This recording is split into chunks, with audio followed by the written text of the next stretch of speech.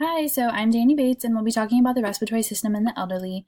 This presentation will cover many things, such as changes in our respiratory system as we get older, how assessment will change in the elderly, but also just a general assessment of the respiratory system.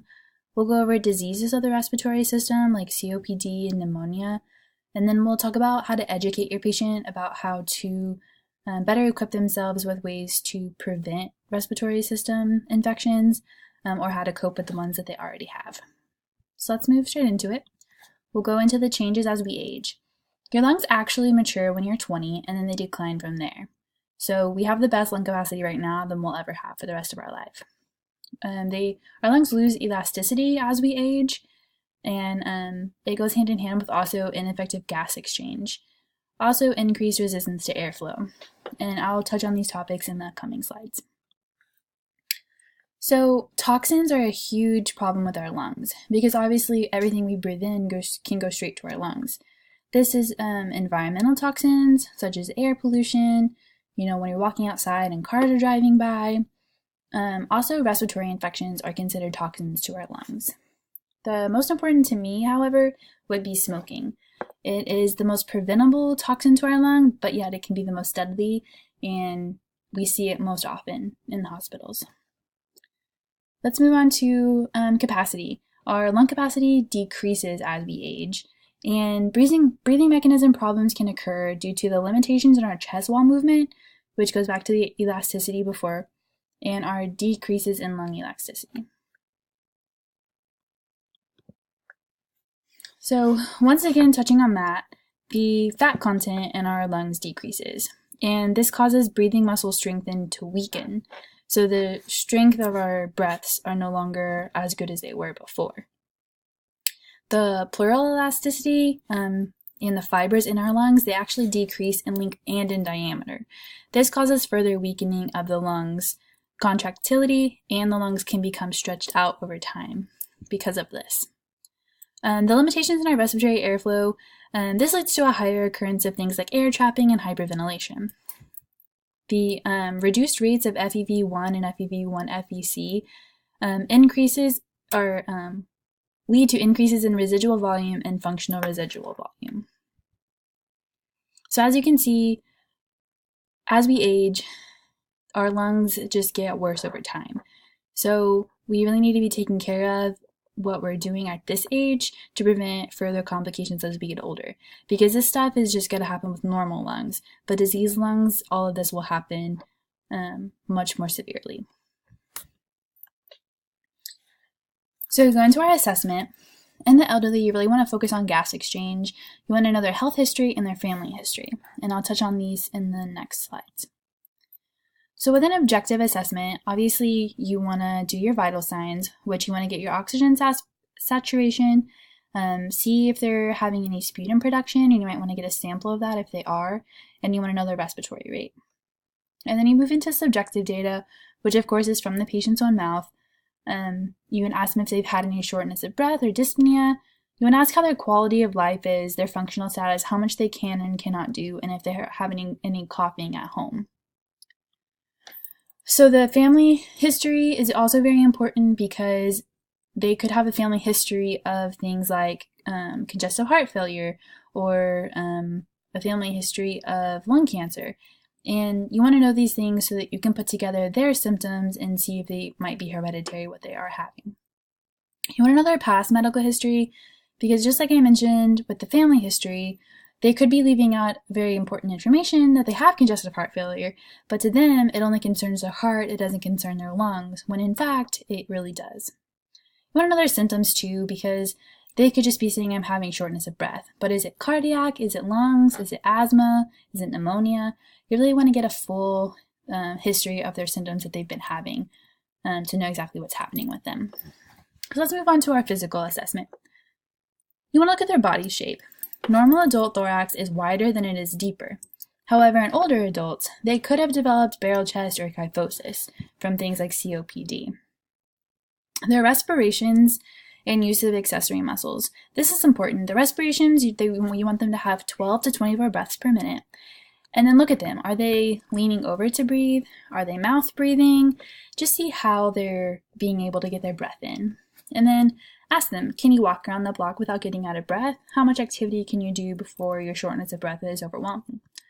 And you want to know how well their oxygenation is, so you can see how well their body is perfusing. So more of the physical assessment. Their functional status is very important because you want to know how much they can do. So just like before with their dyspnea on activity, is it limiting their normal life, or is this how it's always been? This can also affect their cognitive status and even their mood. Not being able to breathe can make people really grouchy. So you want to take a note of all of that. And then how do they want to treat? So two very important things in the older adult population with assessment are vaccines. We really want to be pushing the pneumonia vaccine and the flu vaccine for older adults because they're more susceptible to these than we are. And the pneumonia and flu are super vulnerable with these vaccines, but so many older adults refuse to take them. So you want to assess if they've had those, and if they haven't gotten the shot, do they not want them, or have they not been offered? Like I mentioned earlier, you also just want to make sure that if they might have congestive heart failure instead of a straight respiratory problem, are they coughing? Do they have the nocturnal dyspnea and coughing? And like their sputum, is it pink? That could be a really big hint for CHF. So our last slide about assessment. This is stuff that we all went over in assessment class last year. Your inspection, palpation, percussion, and auscultation. That doesn't go away just because we're dealing with the older population. You still want to get a very good grasp on all of this, and it may even be more important in the older population. One quick note on this is when you auscultate and you do the thing where you have them say 99, if their lungs are air-filled, then the sound will be muffled. But if it's consolidation or fluid-filled, it will be loud. So just take note of that. That'll be important with things like pneumonia, which is prevalent in the older population. So now we're going to move on to diseases. The respiratory system diseases can be classified in many different ways. First, is it infectious? Second, is it acute or chronic? Does it happen over and over again? Do they live with it for their whole life? Something like COPD. Or is it acute, like pneumonia? Is it the upper respiratory tract or the lower respiratory tract? That's also a very important classification. And then last is the obstructive or restrictive. Obstructive is simply going to mean that something is preventing airflow out caused by a narrowing or an obstruction. Restrictive is going to be decrease in lung capacity caused by limited expansion. So obstructive, of course, I keep mentioning COPD. It's chronic obstructive pulmonary disease. And then restrictive would be something like asthma. So now, since we've been talking about COPD, all the slides, may as well just jump into it again. COPD includes many different diseases and body system problems: asthma, bronchitis, emphysema.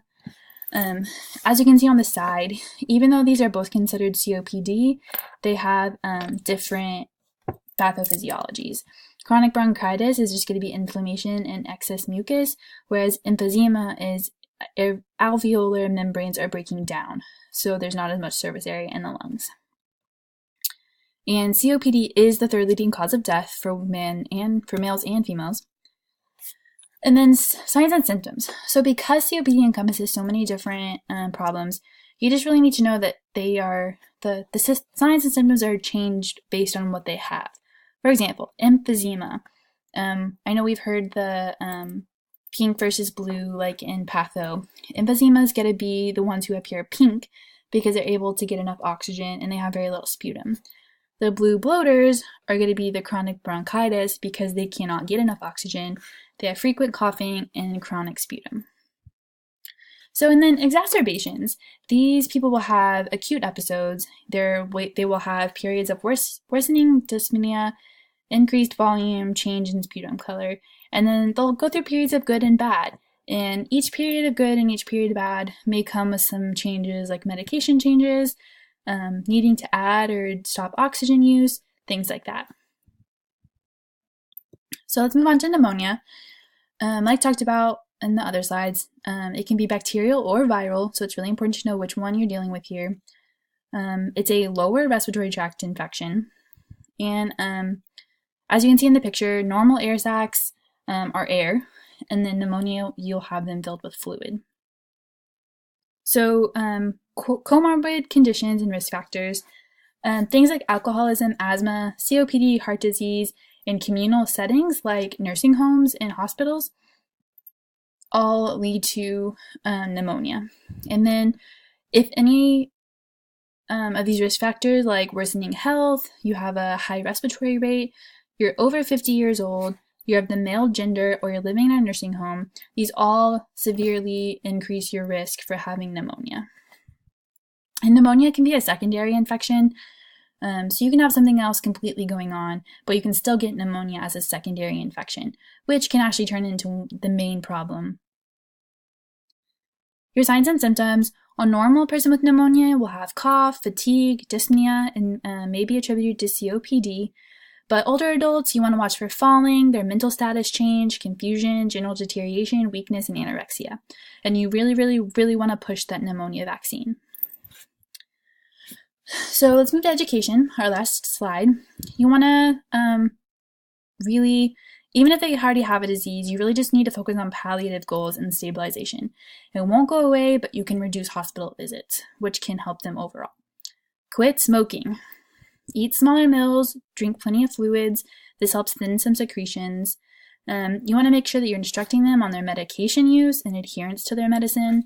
And then activity. You want to make sure that they're staying active, but make sure that they're also having periods of rest. Make sure they're stopping if they get short of breath, and make sure they're taking bronchodilators before activity. And then just general instructions. Make sure they're getting that flu shot and pneumonia vaccine. That's an easy prevention. Help them to recognize when they're having an exacerbation and when to go to the doctor. Teach them how to properly cough, and teach them to avoid outdoor pollutants. And then here's my resources page. Thank you.